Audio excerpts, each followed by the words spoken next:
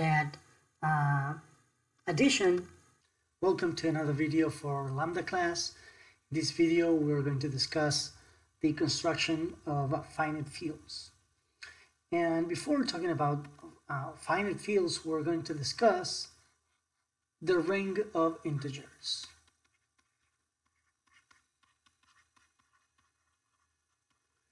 Well, what do we mean by ring of integers? A ring is a mathematical structure that allows us to talk about multiplication and addition simultaneously. So an abstract ring is a set A endowed with an addition operation, takes two elements of the set and produces a new one, which has all the usual properties of addition. So that means that it's commutative, associative, and has a zero element, and each member of A has an additive inverse.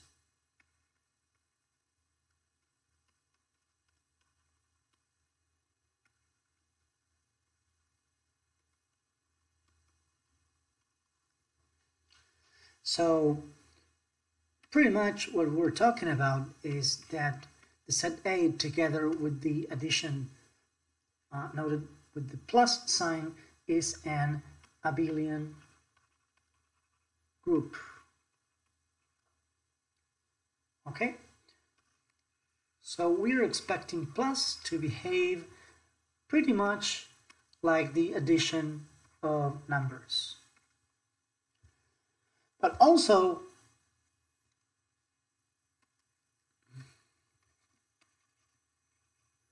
a multiplication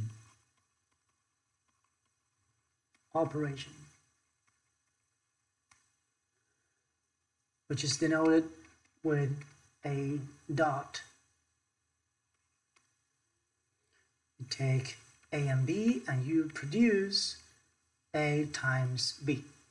And we're going to ask to be associative,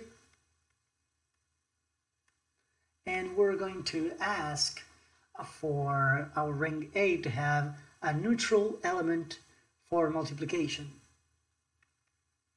There exists an element E belonging to A such that A times E is E times A, and that's A for every A in A. And also we're going to ask for the distributive property. Multiplication distributes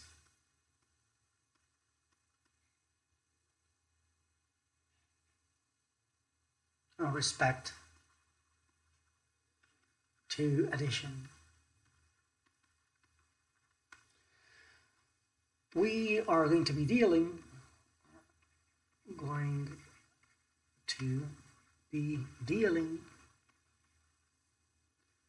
with commutative rings, which means that we are going to ask for our rings to be commutative. A times B has to be the same as B times A. This is not mandatory in the theory of rings. Obviously, there are rings that are not commutative, and in some theories, we even allow rings to lack a neutral element.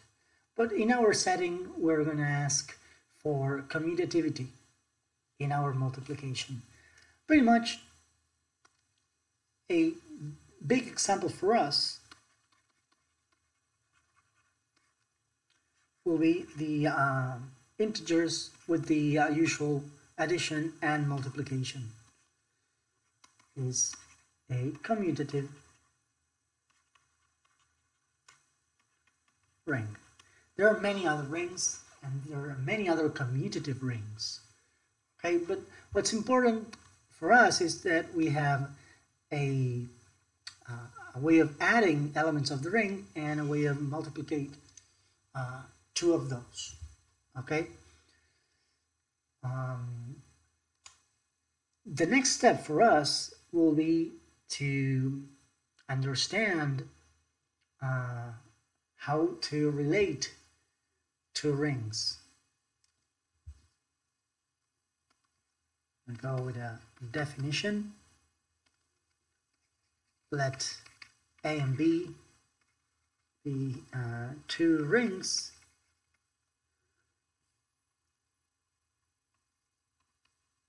then a function f from A to B is said to be a ring homomorphism if, well, what it needs to do, it needs to be able to transform additions into additions. So f of the sum is the sum of the f's. Also, we're going to ask for it to be compatible with multiplication.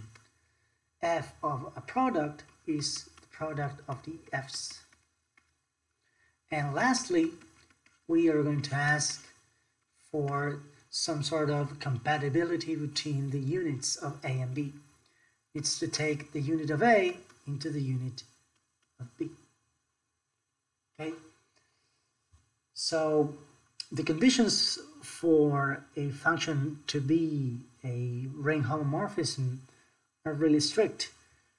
Being able to fulfill these three conditions is not easy for a function, but in some cases we have these functions. We have this sort of ways of connecting two different rings. The first example that we gave is a typical one.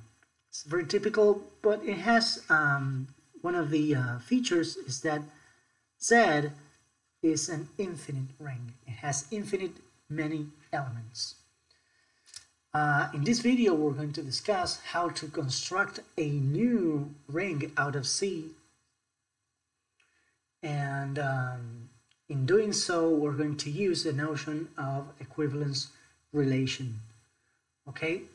And this is going to be very useful for us.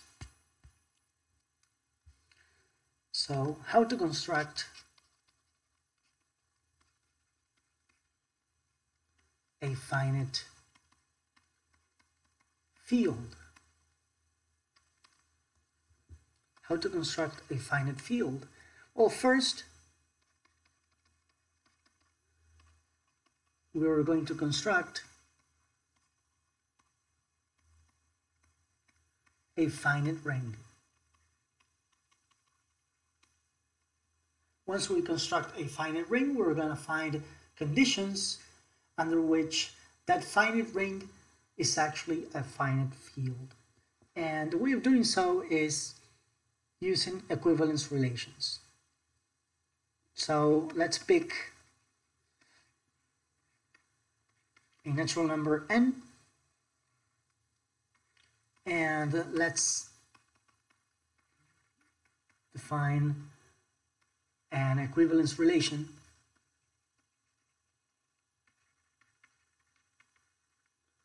on Z by declaring, okay, A is related to B if and only if A minus B is divisible by n. By the way, we're going to use the following notation for this situation. N divides a minus b. Okay, so it turns out that this relation is actually an equivalence. And the equivalence classes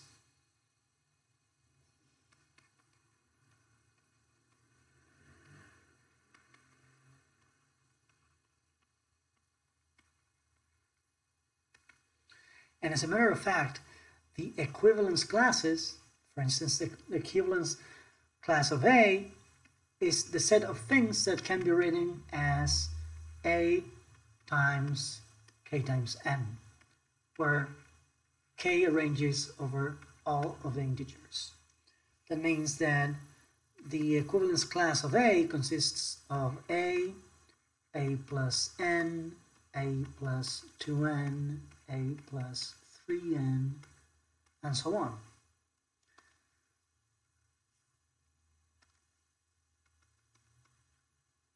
Okay? It turns out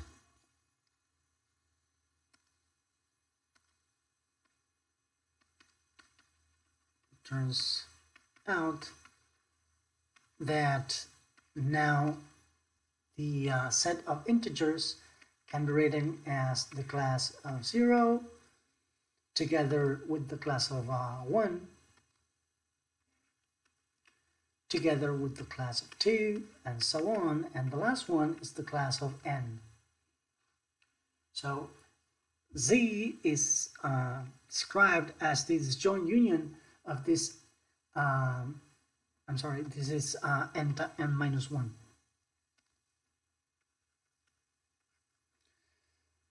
So disjoint union of n classes.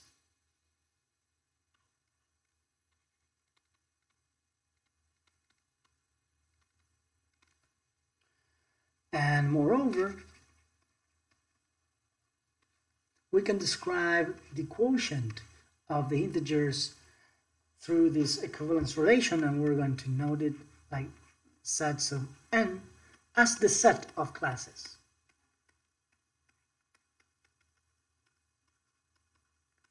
This is the collection of all the equivalence classes, and there are n classes. So this set has exactly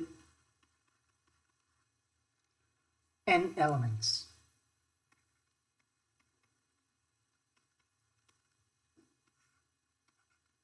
So what we have now is we have a way of relating the set of integers to the set of classes. And the function that does this is called the projection, the natural projection to the quotient. What it does is takes an element of the integers and it builds the class of that element. This is the natural projection to the quotient. Well, it turns out that we are not still exploiting the fact that in the integers we have here, we also have the possibility of adding and multiplying two integers together. So as a set, we know how to send an element to its image by taking classes. But we're not still exploiting the fact that we have more structure in the integers. So what we're going to do now is we're going to define our next step.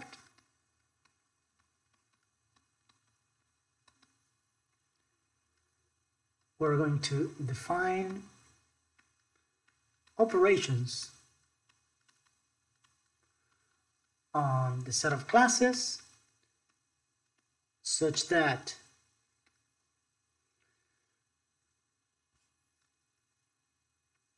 first of all, the sets of n becomes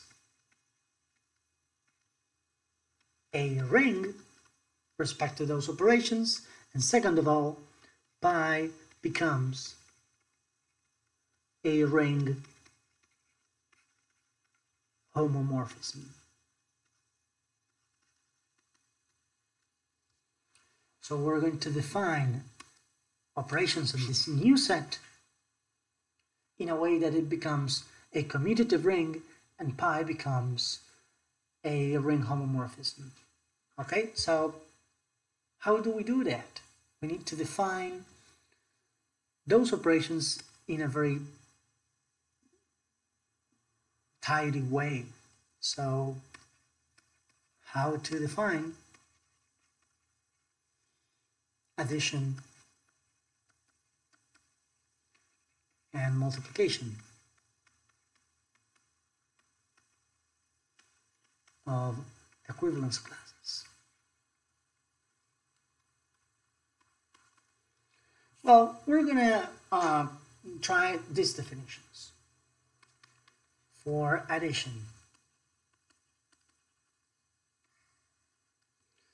So we're going to say, okay, if we want to add two classes, what we're going to do is the following. We're gonna take x, we're gonna add y, and then we're gonna take a look at the class of x plus y.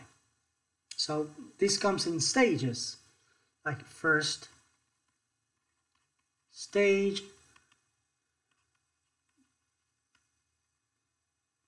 take the sum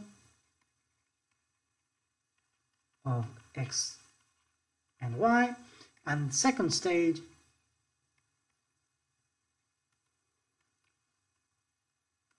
take the class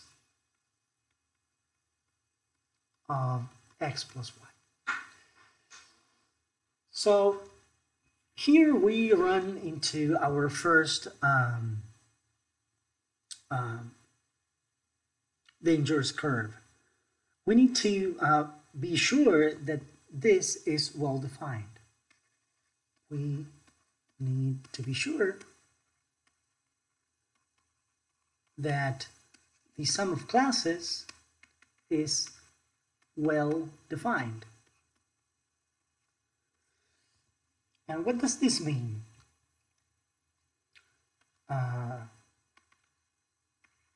Thus, the result depend on the choice of representatives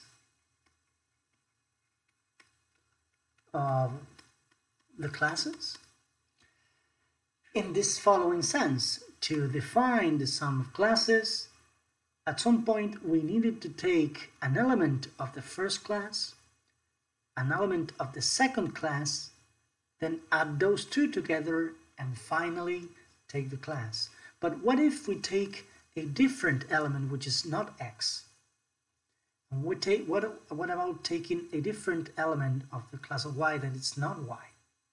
Does it change? Do we have the same result by taking a different member of the class? Well, we'll try to see. So let A belong to the class of x and B belong to the class of y. We need to show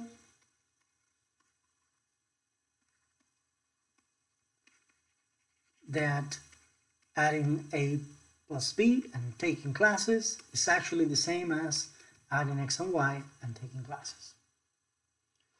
So if we do this, we're gonna be showing that the addition of classes is well defined. Okay, so how do we proceed? Okay, A plus B class. What is this?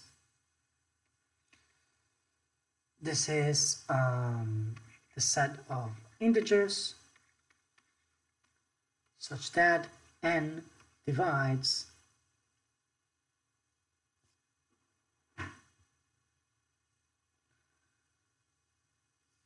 write this So it's the class of A plus B. It's the set of integers such that, let's write it like this, n divides z minus A plus B. So that's the definition of the equivalence class of A plus B. Right? So, in turn, this is the collection of integers such that n can be written as A plus B plus k times n for some k.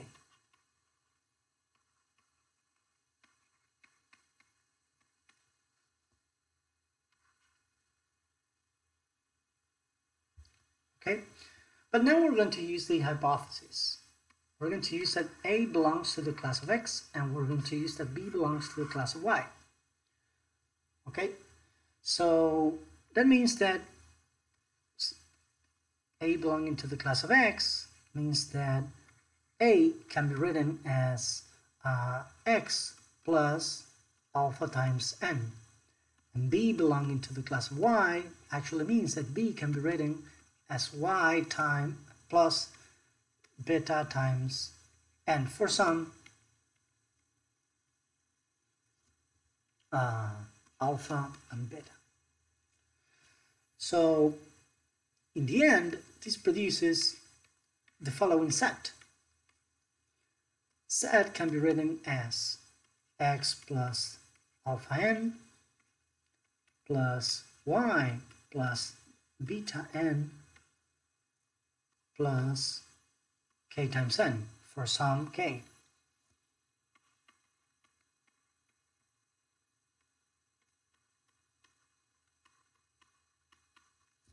And in the end, if you take a look, this can be written as the set of integers that can be written as x plus y plus alpha plus beta plus k times n.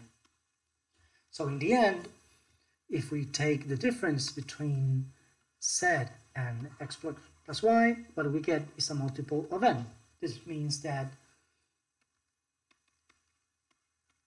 this is the set of things such that n divides the difference between z and x plus y. This is actually the class of x plus y. So this is merely unwrapping the definitions, and that's it. So what we have proven is that regardless of the choice of representative for the classes, the addition is well defined. Okay? And well, for multiplication,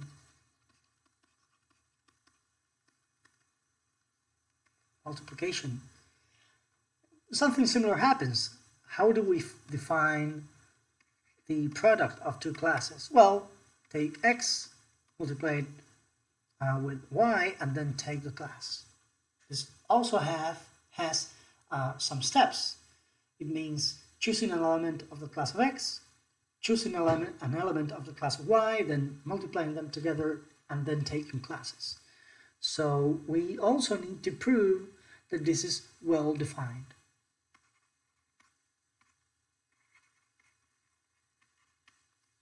And how do we do that? Well, it's not that complicated because we're going to follow the same strategy. What happens if we take A belonging to the class of X and B belonging to the class Y? That's the result change. So we need to show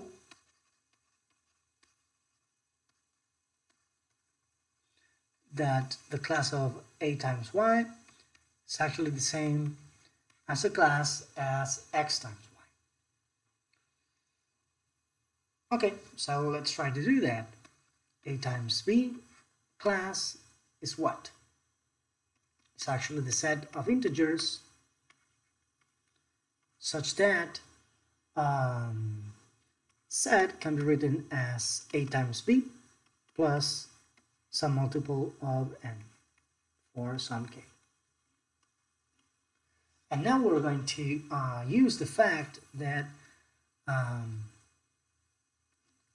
A belongs to the class of X and B belongs to the class of Y. So we're going to use this right here.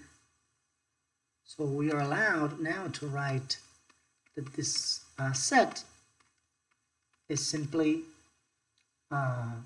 X plus alpha n, because A belongs to the class of X, so it can be written in this way. So this is a way of writing A plus Y times Y plus beta n, and what we see now is a way of writing B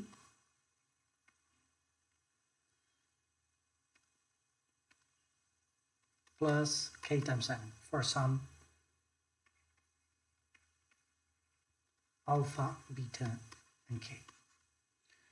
And in the end, if we multiply all those things together, what we find is this is x times y plus a bunch of numbers that have n as a factor, namely alpha times y times n plus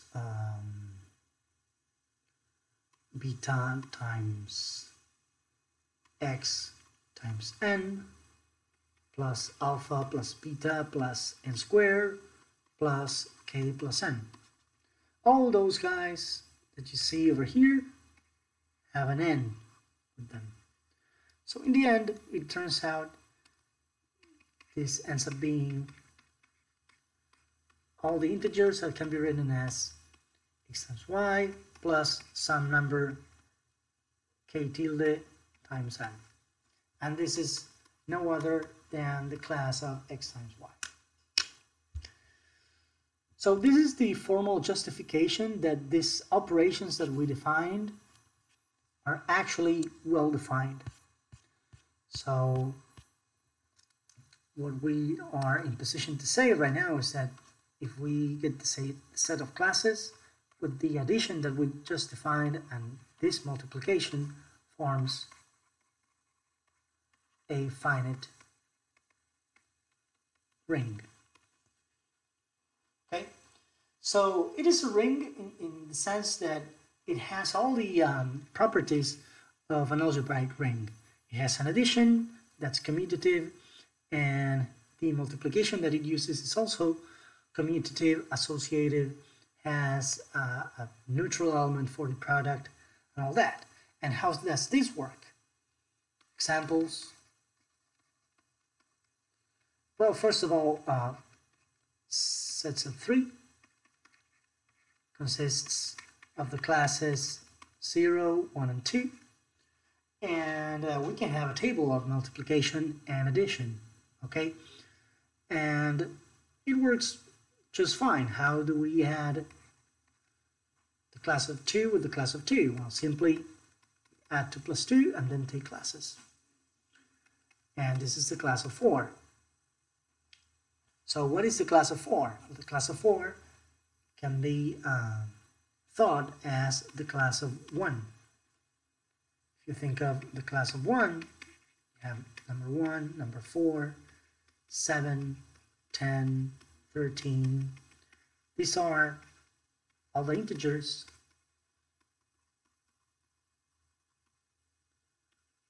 with remainder 1.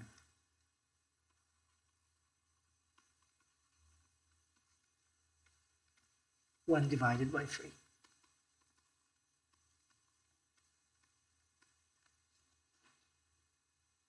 So it's 2 plus 2 in terms of classes equals the class of 1. Right? And what happens when we try class of 1 plus the class of 2? This is the class of 1 plus 2, which is the class of 3, and 3 has remainder 0 when we divide it by 3, so this is a class of 0. So we add these two together and we get this one. This works pretty much like a clockwise thing, okay? Operations of addition and multiplication have results that lie in the same set, in sets of 3.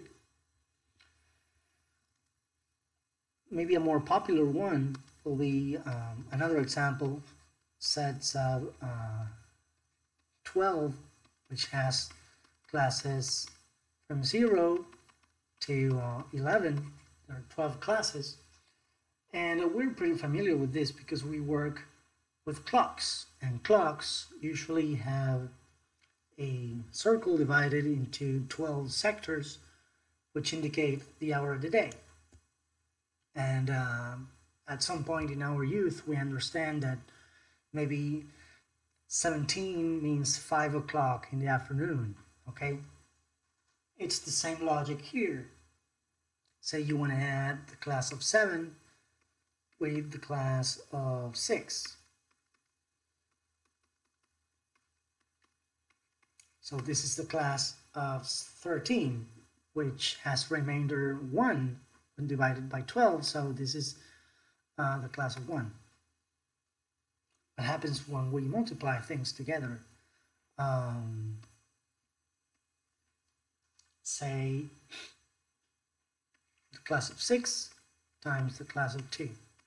This is the class of 6 times 2, which is the class of 12. The class of 12 is actually class of 0. And what we see now is that in this particular example, we took two non-zero classes, we multiply them together, and we get the class of 0.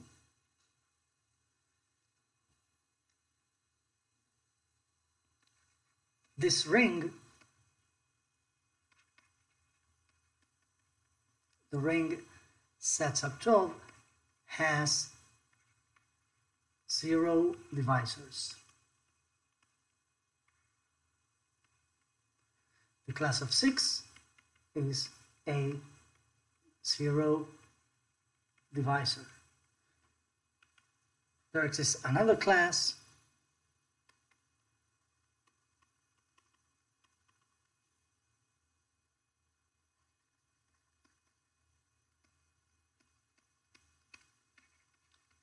namely the class of 2, such that when you multiply them together, you get the class of 0.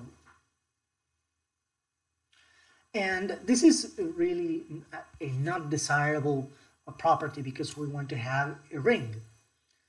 A ring has, we want to have a field, and fields don't have 0 divisors. We would like to avoid this kind of phenomena. So we're going to see that in just a minute. So what we're discussing so far are just the operations. So we delivered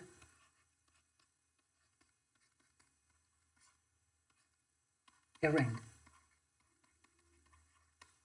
With the operations that we had, we have a ring now.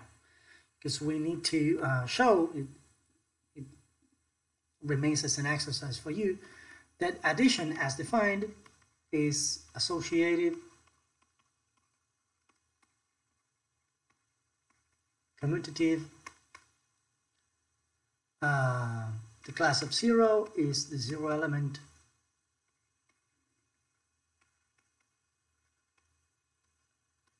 For the addition, and every class has an additive inverse. So we need to check, and this is left for you as an exercise, that the way we defined addition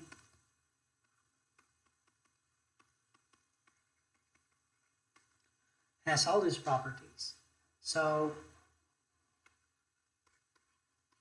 the set of classes with the addition is an abelian group. Also remains as an exercise to prove that multiplication is associative, commutative, and the class of 1 is the neutral element for multiplication, and the multiplication distributes respect to addition. So the construction of the operations plus and multiplication works fine. It does what it needs to do.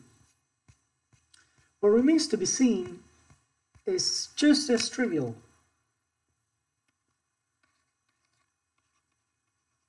Under these conditions, what happens is the following. Say you take the projection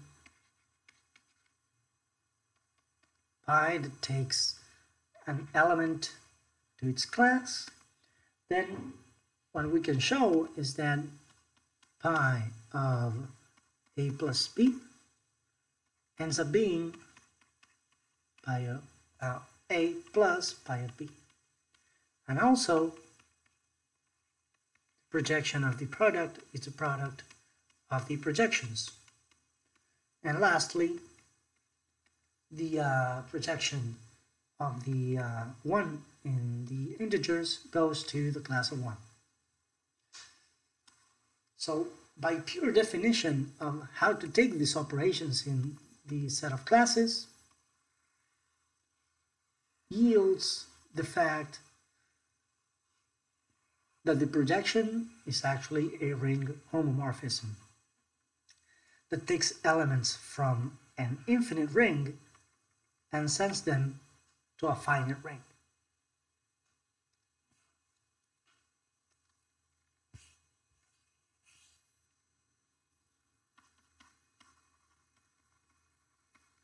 Becomes a ring homomorphism.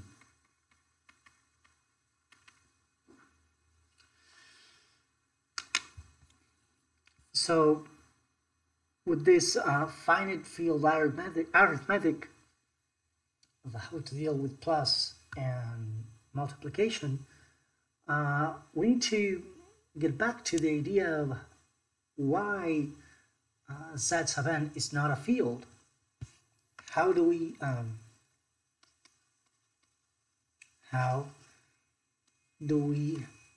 get a field?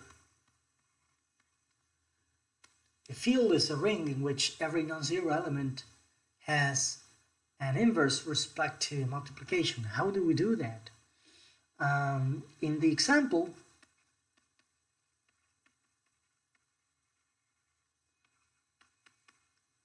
of the remainders modulo 12, it resulted that the class of 2 and the class of 6 are zero divisors.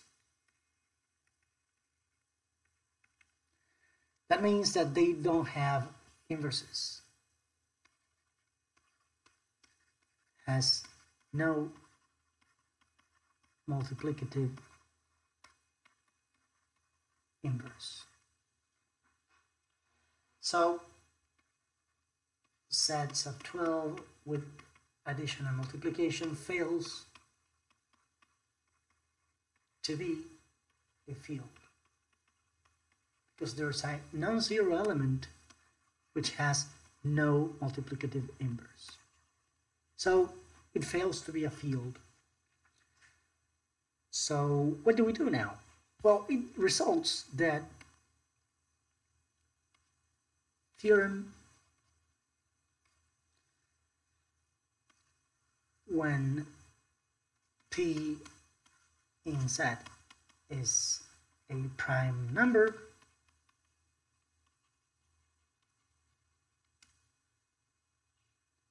Z sub B becomes a field.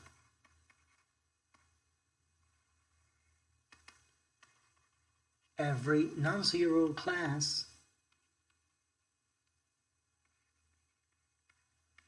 has a multiplicative inverse. So that's our theorem, and that's what we need to prove. Okay? And how do we do that? To prove, let's call it theorem A. To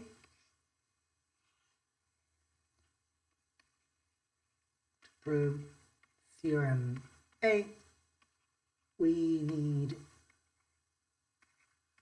establish some previous results. Okay, so let's talk about the greater common divisor, GCD. Let A and B be two integers. For the sake of simplicity, both non-zero.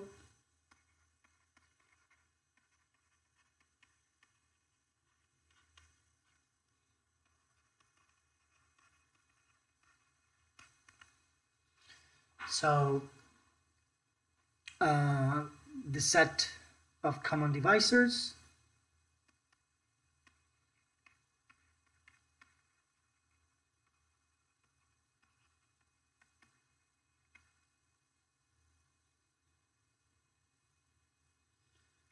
of A and B is the set of integers such that set divides A and set divides B. First observation that we have is that this set always contains the number 1. So we call it M sub AB. 1 always divides both of them, so the set is non-empty.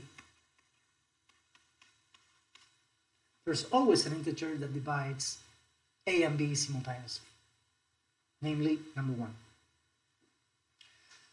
And second observation,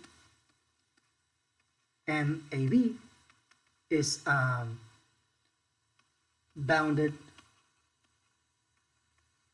above. This means that the common divisors that we have need to be equal or less than A and B. For every M that divides A and B simultaneously, it turns out that M is equal or less than the minimum of A and B. So this means that the set is bounded above. We will define the GCD of A and B, the greatest common divisor of A and B, as the biggest element of M sub AB, the maximum of M sub AB, the greatest element of that set. That is the definition. So, for example,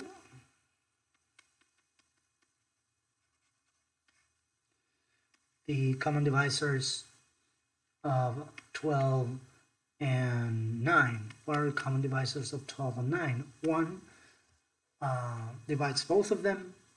3 divides both of them. So another integer divides both of them at the same time. So GCD of 12 and 9 is actually 3. All right? what about 12 and, I don't know, maybe 24? So we need to list all the common divisors. 1, 2, 3 divides both of them. 4 divides both of them. 6 divides both of them. And 12, and then 24. No, 24 is not a common divisor because it doesn't divide 12. So in this case, GCD between 12 and 24 is actually 12. That's the biggest of those numbers. Well, it turns out that there's another characterization of the greatest common divisor that's very helpful for us, and it's going to help us prove that when P is a prime number, then every class has a multiplicative inverse. And the proof is going to be really sweet and short. So it relies on the following theorem by Bezout and Bachet. Theorem Bachet-Bezout. Let a and b be two integers, both non-zero.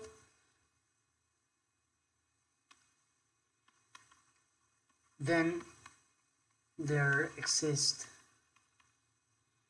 integers x and y such that a times x plus b times y equals the greatest common divisor between a and b. So let's try a proof for this theorem.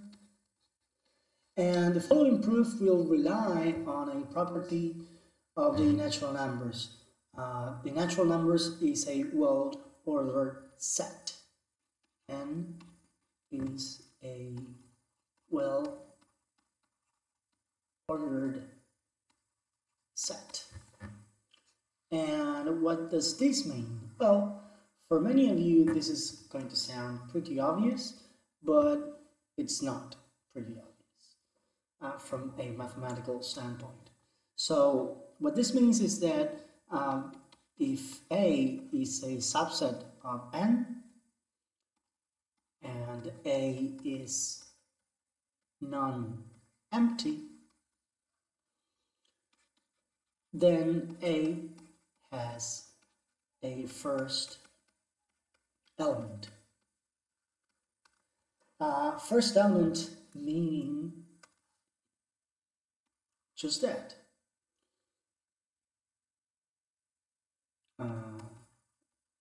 There's an x belonging to A such that x is less or equal to every A in A.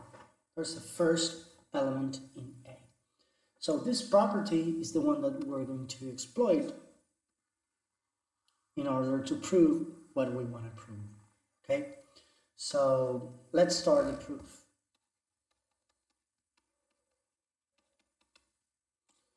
Let A and B be two integers, and we're going to consider the set L consisting of all the integer combinations of A and B.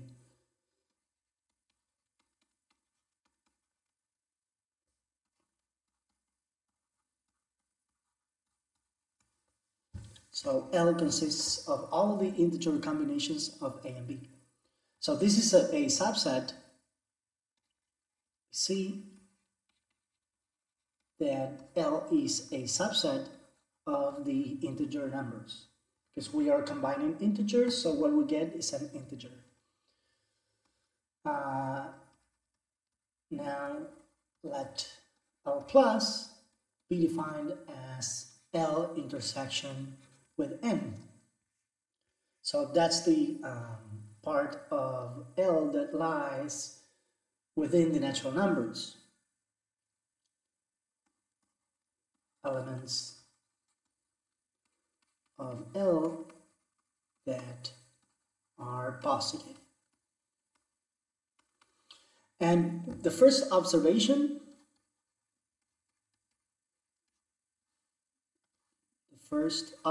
that we have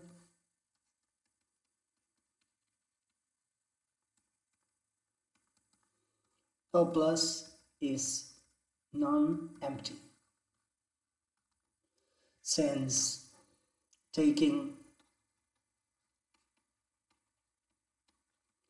x equal to a and y equal to b, then a times a plus b times b is actually a squared plus b squared, and this is non-negative.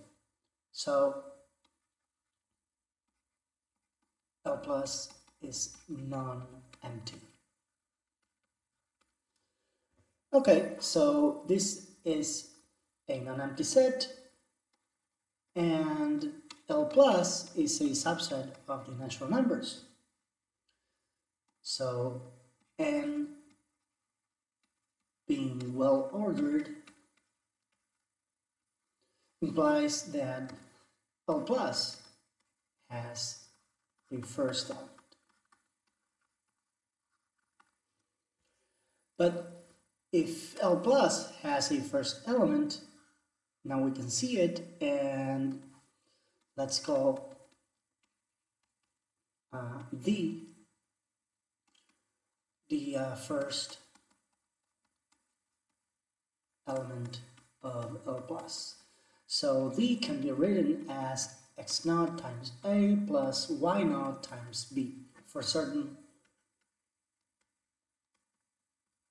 x naught and y naught.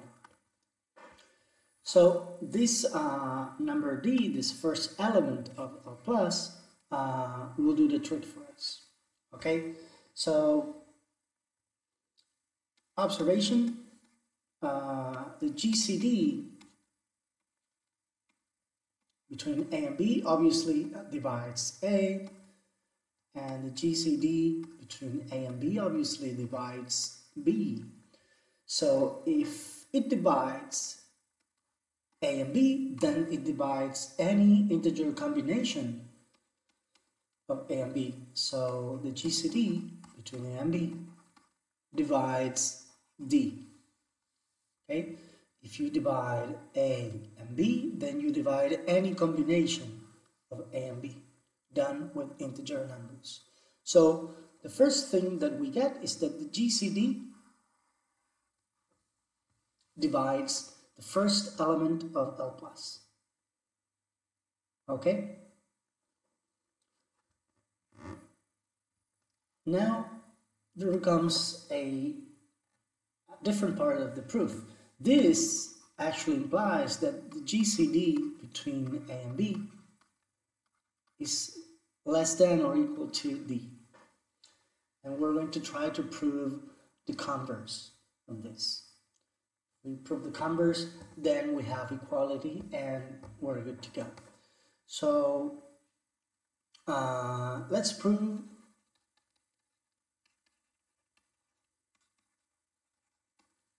that d divides every element in L plus. If we prove this,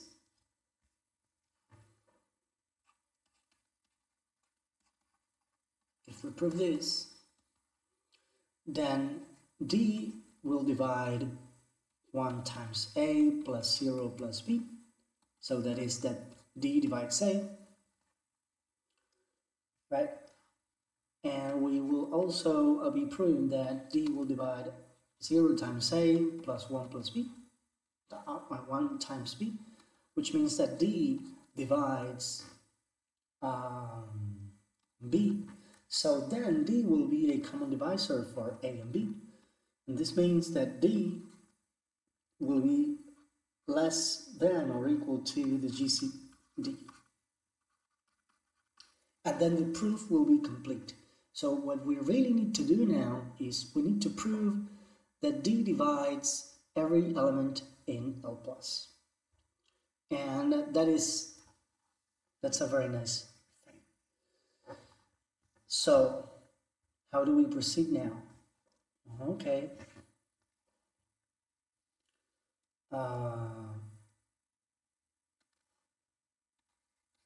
Let M be an element in L plus, and by Euclidean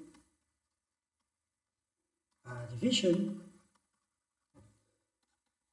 there are unique K and R, with R being greater to or equal to 0 and strictly less than D, such that M can be written as K times D plus R. So what we have done here is we have divided M, which is an element, generic element in L plus, by D.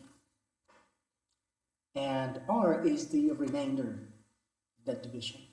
So what we have now is we can rewrite this expression isolating R. R will be M minus K times D. And now we'll see that since M belongs to L plus, M can be written as X times A plus Y times B for certain X and Y. And then we subtract K times D, which can be written as X naught times A plus Y naught times B. If you just realign this expression, what do you get? You get X minus X naught times A plus, X minus K times X naught times A plus Y minus K times X naught times B. And the good thing is that this expression has an integer, A, and B. So this means that R is actually in L. But since R is greater or equal to 0, then R belongs to X plus. To L plus, if positive.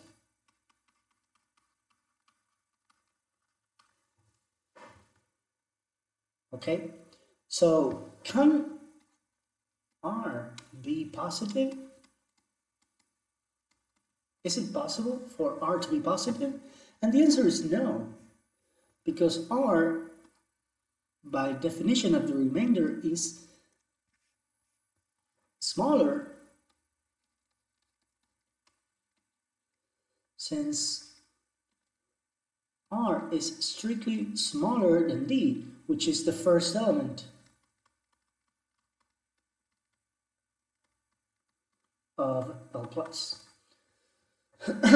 So the conclusion is that R has to be greater or equal to 0.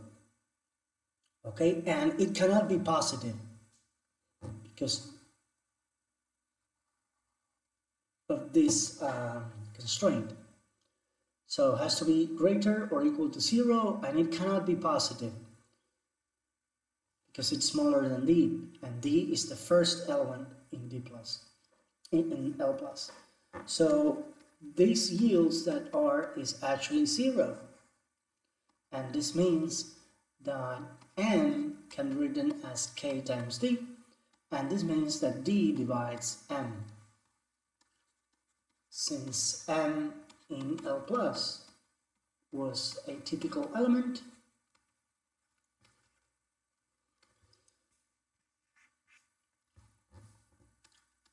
then what you get is that D divides every number in L plus. And then we get that D is lesser or equal to the GCD. of A and B because of what we said before. All right, so this implies that x naught times A plus y naught times B is actually the GCD of A and B. And this is what we wanted to prove.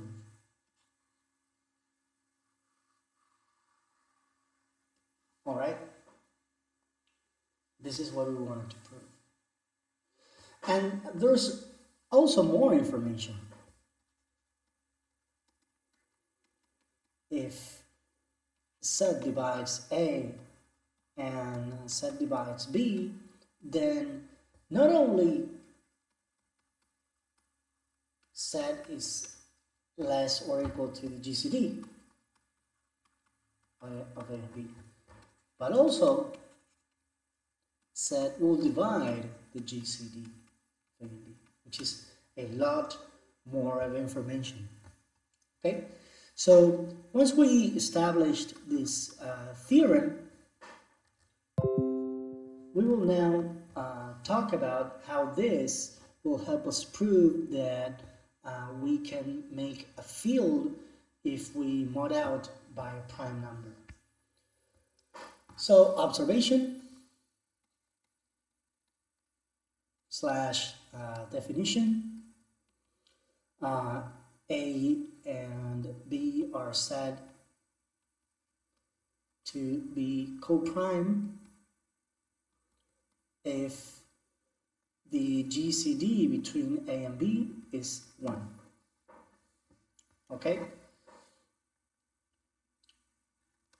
Next observation or definition, well, the one that you already are thinking of. P in Z is a prime number if it's only divisible by plus minus 1 or plus minus P. In other words, the only positive divisors of P will be 1 and P, right? And the good thing is that if M is less than P and greater or equal to 0, then the GCD between M and P will be 1. Okay, so whenever we have a number smaller than a prime, then that number will be co-prime with the prime P. Okay, so what this leads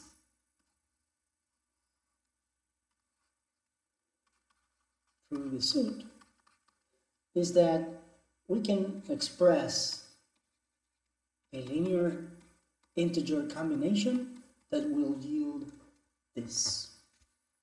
Okay? And when we have this equality, we can take a look at this equality modded out by P, right?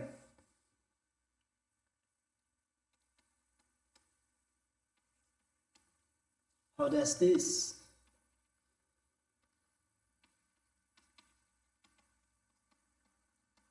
translate into the ring set sub P? Well, we can take the projection for the quotient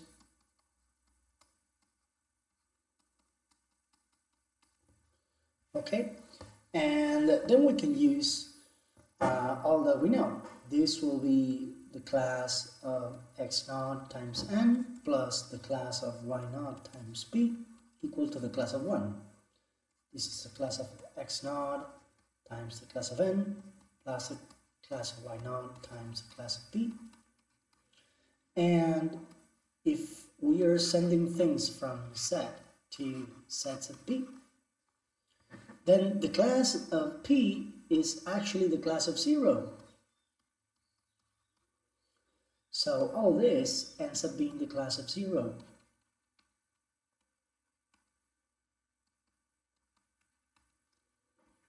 And this becomes the class of x0 times the class of n equaling the class of 1.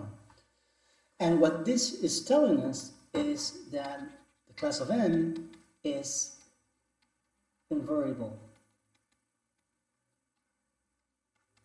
in sets of p, and that the class of x0 is its multiplicative inverse. And since this is valid for every class, every non-zero class in sets of p, what we have proven now is that every non-zero class in sets of p is invertible. And this means that now the ring sets of p with the addition of classes and multiplication of classes is a finite field, right? It is a commutative ring in which every non-zero class has a multiplicative inverse. And this is our first construction of a finite field. Examples abound because primes abound. So P for prime P gives a family, infinite family of finite fields. Sets of 2, 3, set 5, okay, the class of 0 and the class of 1, class of 0, the class of 1, the class of 2, and so on.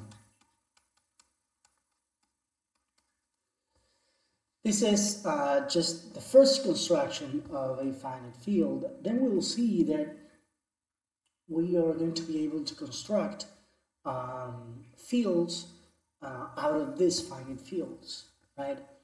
And the number of elements that each field has, well, so 2 has 2 elements, set 3 has 3 elements, set 5 has 5 elements. Then we're going to be able to construct fields with as many elements as we want, but that number of elements has to be the power of a prime number. And that's going to be the subject of a different video that will come up very soon. So I guess the main takeaway for this is that we are building a finite field out of a finite ring by using the concept of division and the concept of equivalence classes. Okay, so modding out the integer numbers out a natural number gives a finite ring, and in the case where n is a prime number, what we get is a finite field. So that's the power of equivalence classes that are compatible with arithmetic. Okay, so hope you enjoyed this video. You can watch it as many times as you want, and more will come up very soon. Okay, goodbye. See you.